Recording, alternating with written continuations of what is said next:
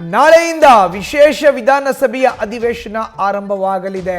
ನಾಳೆ ರಾಜ್ಯಪಾಲರು ವಿಶೇಷ ಅಧಿವೇಶನದಲ್ಲಿ ಜಂಟಿ ಸದನವನ್ನು ಉದ್ದೇಶಿಸಿ ಮಾತನಾಡೋರಿದ್ದಾರೆ. ವಿಧಾನಸಭೆ ವಿಧಾನ ಪರಿಷತ್ನ ಸದಸ್ಯರನ್ನು ಉದ್ದೇಶಿಸಿ ಮಾತನಾಡೋರಿದ್ದಾರೆ. ಜಿ ವಿರುದ್ಧ ಸಮರಕ್ಕೆ ಸನ್ನದ್ಧವಾಗಿದೆ ರಾಜ್ಯ ಸರ್ಕಾರ.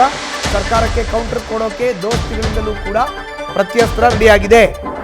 ಅಸ್ತ್ರ ಪ್ರತ್ಯಸ್ತ್ರಗಳನ್ನು ಬತ್ತಳಿಕೆಯಲ್ಲಿ ತುಂಬಿಸಿಕೊಂಡು ಸನ್ನದ್ಧರಾಗಿದ್ದಾರೆ. 10 ಹಲವು ಅಸ್ತ್ರಗಳಿದ್ರು ಜಿ ಪ್ರಮುಖ ಅಜೆಂಡಾ.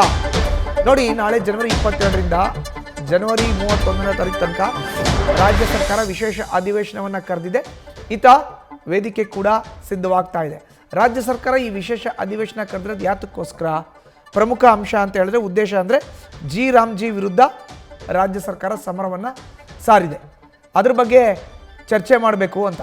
ಬಟ್ ಈತ ವಿಪಕ್ಷ ಬಿಜೆಪಿ ಹಾಗೂ JDS ಸರ್ಕಾರವನ್ನು ಕಟ್ಟಿ ಹಾಕಲಿಕ್ಕೆ ತನ್ನ ಬತ್ತಳಿಕೆಯಲ್ಲಿ ಸಾಕಷ್ಟು ಅಸ್ತ್ರಗಳನ್ನು ಇಟ್ಕೊಂಡಿದೆ. ಮಾಹಿತಿ ನೀಡಿದ್ದಾರೆ ನಮ್ಮ ಪ್ರತಿನಿಧಿ ಹರೀಶ್. ದೂರವಾಣಿ ಸಂಪರ್ಕಕ್ಕೆ ಸಿಕ್ಕಿದ್ದಾರೆ. ಹರೀಶ್, ನಾಳೆಯಿಂದ ಆರಂಭ ಆಗ್ತಿರುವಂಥ ಅಧಿವೇಶನ ಅಸ್ತ್ರ ಪ್ರತ್ಯಸ್ತ್ರ ಎರಡೂ ರೆಡಿಯಾಗಿದೆ.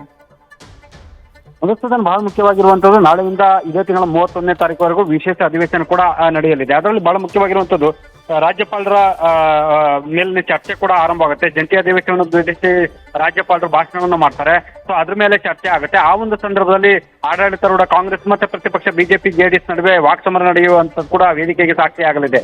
ಸೊ ಒಂದು ಪ್ರತಿಪಕ್ಷಗಳಾಗಿರುವಂತಹ ಬಿಜೆಪಿ ಮತ್ತೆ JDS ಸರ್ಕಾರವನ್ನ ಕಟ್ಟಿ ಹಾಕುವಂತ ನಿಟ್ಟಿನಲ್ಲಿ ಕೂಡ ಸಾಕಷ್ಟು ಅಸ್ತ್ರಗಳೊಂದಿಗೆ ಸಜ್ಜಾಗಿ ಈಗ ಅಖಾಡಕ್ಕೆ ಎಂಟ್ರಿ ಆಗ್ತಾ ಇರುವಂತದ್ದು. ಸೊ ಒಂದು ಬಹಳ ಮುಖ್ಯವಾಗಿರುವಂತದ್ದು ಪ್ರತಿಪಕ್ಷವನ್ನು ಕಟ್ಟಿ ಹಾಕುವಂತ ನಿಟ್ಟಿನಲ್ಲಿ ಅಥವಾ ಪ್ರತಿಪಕ್ಷಗಳಿಗೆ ಕೌಂಟರ್ ಕೊಡುವಂತ ನಿಟ್ಟಿನಲ್ಲಿ ಕಾಂಗ್ರೆಸ್ ಕೂಡ ಒಂದು ರೀತಿಯಲ್ಲಿ ದಾಖಲೆಗಳ ಸಮೇತ ಕೌಂಟರ್ ಕೊಡೋದಕ್ಕೆ ಮುಂದಾಗಿದೆ. ಸೊ ಹಾಗಾಗಿ ನಾಳೆಯಿಂದ ನಡೆಯುವಂತಹ ಒಂದು ವಿಶೇಷ ಅಧಿವೇಶನ ಇದೆ. ಅಲ್ಲಿ ನರೇಗಾ ವಿಚಾರವಾಗಿ ಬಹಳ ಪ್ರಮುಖವಾಗಿ ಚರ್ಚೆ ಆಗುವಂತದ್ದು. ಸೊ ಕೇಂದ್ರ ಸರ್ಕಾರದ ನೂತನ ಕಾಯ್ದೆಗೆ ಸಂಬಂಧಪಟ್ಟಂಗೆ ನಿರ್ಣಯವನ್ನ ಕೂಡ ಸದನದಲ್ಲಿ ಅಂಗೀಕರಿಸಲಾಗುತ್ತೆ. ಆ ನಿಟ್ಟಿನಲ್ಲಿ ಕೇಂದ್ರದ ವಿರುದ್ಧ ಆಕ್ರೋಶವನ್ನು ಕೂಡ ವ್ಯಕ್ತಪಡಿಸಿರುವಂತದ್ದು. ಈ ಒಂದು ಸಂದರ್ಭದಲ್ಲಿ ಕೂಡ ಆಡಳಿತಾರೂಢ ಕಾಂಗ್ರೆಸ್ ಪ್ರತಿಪಕ್ಷ ಬಿಜೆಪಿ ವಿರುದ್ಧ ಆಕ್ರೋಶವನ್ನು ಹೊರಹಾಕುತ್ತೆ.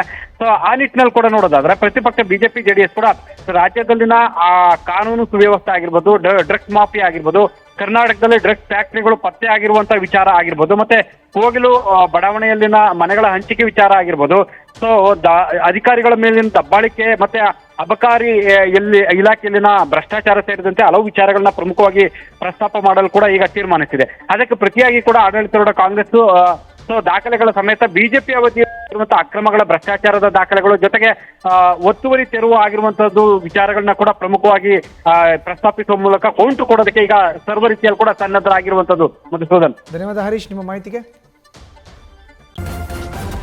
ನ್ಯೂಸ್ ಫಸ್ಟ್ ನಿರ್ಭೀತಿಯಿಂದ ನಿಮ್ಮ ಪರವಾಗಿ.